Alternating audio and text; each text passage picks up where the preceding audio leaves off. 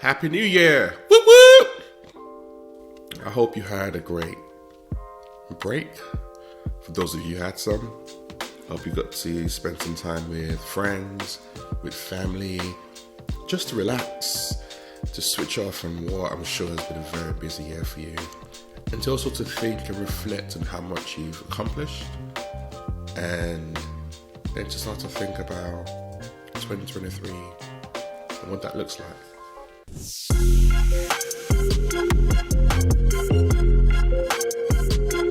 On today's episode of Everyday Leadership, you have me. I was just recently reflecting because right now it is, should I say, we're halfway between my daughter's birthday. She just turned 14 a couple of weeks ago, and my son's birthday, who turns 16 in about 2 weeks from now. And it really got me thinking about where was I when we had my daughter, where was I in life, and where was I when we had our son. And the words that really came back to me for both of them in particular was scared. The space I was in for both of them was scared. With my daughter in particular, when we made a decision, in fact, before we made a decision to have her, me and my wife had talked about it for a while, and I was still working in London. My son was still, 18 months old, or probably less than that. And I wanted to be back home, or I wanted to be next to my family. I wanted to see them, be with them day in, day out. And that point in time, I couldn't. And I remember one day I was on the bus going from our house in London, my parents' house in London at that time, to work. And I had a conversation with God, and he was like, just go for it. And I remember thinking, no, this ain't right. God, what are you trying to do? I need to have a job back at home, next to the family. So just go for it and trust me. So I had a conversation with my wife. She was absolutely delighted. Things kind of worked out, and we got pregnant really, really quickly. And I was scared because I was like, how are we going to be able to afford to have another child? How are we going to be able to look after another child when I'm not even at home right now? I'm working away from home a lot, and that's not where I want to be. What is going on? But I also was very sure in the conviction that I had in my heart and that conversation I had with God. So, would you believe between us getting pregnant and my daughter being born, not only did I get a new job back home, every single thing that I had asked for came to be. So I'd asked for my SEMA to be paid for, they did that. I asked for not only for my SEMA to be paid for, but when I had exams, I didn't want to use my holiday. I wanted to use the company's time, so I kept my own holiday for myself. Bear in mind, we're just coming out of a recession, right? There's a lot of demands that I have. As you do, you don't ask, you don't get. So that wasn't going to change. But I had this list of criteria that I wanted. And between the conversation with God, my wife getting pregnant, and my daughter being born, every single thing came to pass. Learning how to operate from a space of doing it scared has been fundamental when I look back over the last 16 years, if I use my son as a benchmark. There's a quote, I think it's Nelson Mandela who actually said this. I've learned that courage was not the absence of fear, but the triumph over it. The brave man is not he who does not feel afraid, but he who conquers that fear. Doing it scared. That definitely sums up my son's journey. I was scared. Newly married, coming out of university, didn't have a job. The job I had got taken away thanks to the recession. Didn't know what I was doing, didn't know how I was going to afford to look after both my wife or my son. And I did it scared. But I did it anyway. And it's been one of the most rewarding journeys ever. He has taught me so much, and he keeps on teaching me so much. My daughter has taught me so much. But those two experiences of being a parent at different times in my life have been wrapped up in that foundational thought of doing it scared. When I look back over my career of the different iterations I've had of being able to make a leap into the different things, whether it's been public speaking, whether it's taking a leap of faith from a career I built up over a decade plus and leaping into nothing,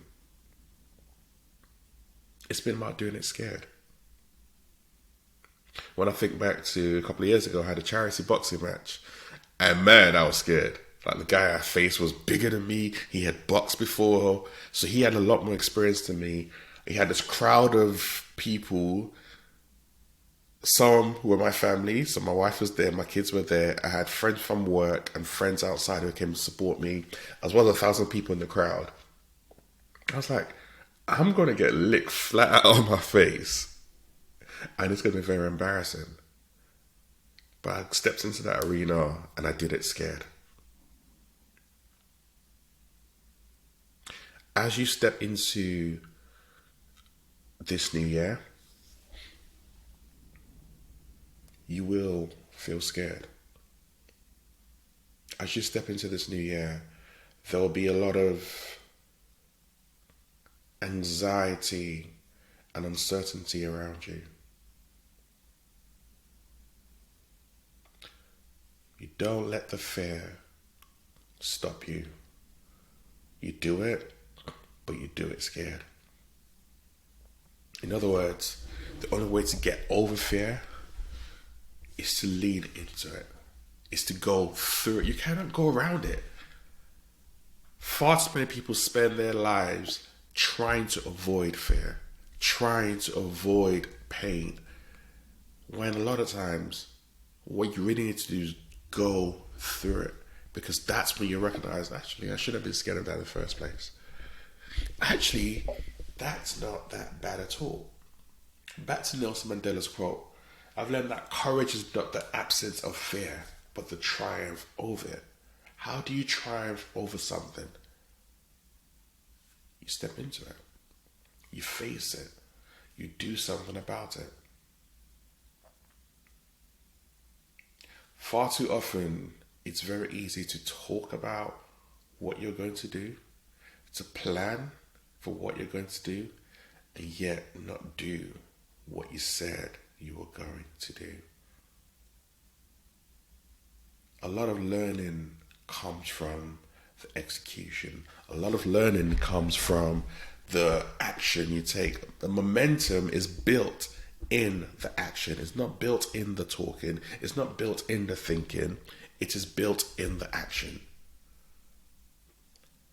And the thing that stops the action the most is fear. That's why I keep on going back to the point of doing it scared. As a parent, man, I don't know what I'm doing. I still don't. Every single day I'm learning. Every single day I'm figuring things out. But I also know that it is okay for me to be scared. It is not okay for me to let that fear stop me. Therefore, I do it, and I do it scared. What is it that you want to do? What is it that you've thought about doing? What is it that you've planned to do all this time? but never has quite got around to doing, because that fear has taken over you completely. That fear has had you in a headlock, has kept you stuck. And that fear can come internally, but it can also come externally. It could be the voice of your parents, of your friends, of your colleagues. That keeps you in this, what's the right word to use? That keeps you from stepping into the fullness of who you've been called to be.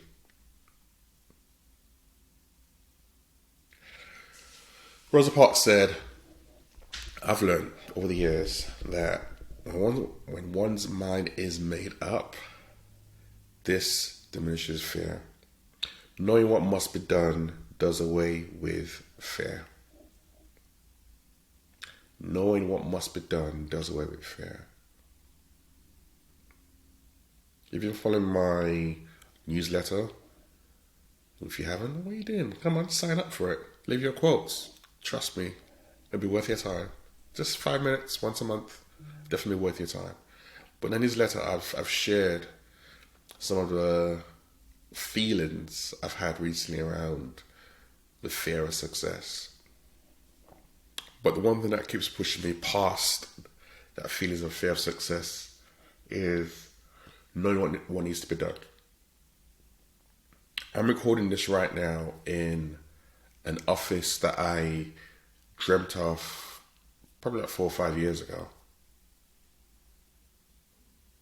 And I remember being in a coaching session. It was absolutely raining in the shed I'd built at my house years ago. I could not hear my client. And as much as I tried to stay present in that session, I was so frustrated. I was like, Lord, this cannot be. I really need to change this. I knew what needed to be done. But it wasn't until I got over the fear, because there was a fear there, that I could step into what God had fully called me to do,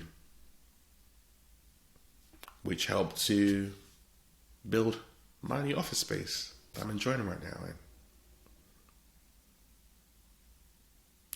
What is it that you need to do? What is it that you've wanted to do? And how are you this year, this 2023? How are you going to do it? Do it scared, but accomplish your goal? Now that is a question. I want you to take some time, sit with it, let it marinate. Write it down. Don't think about it.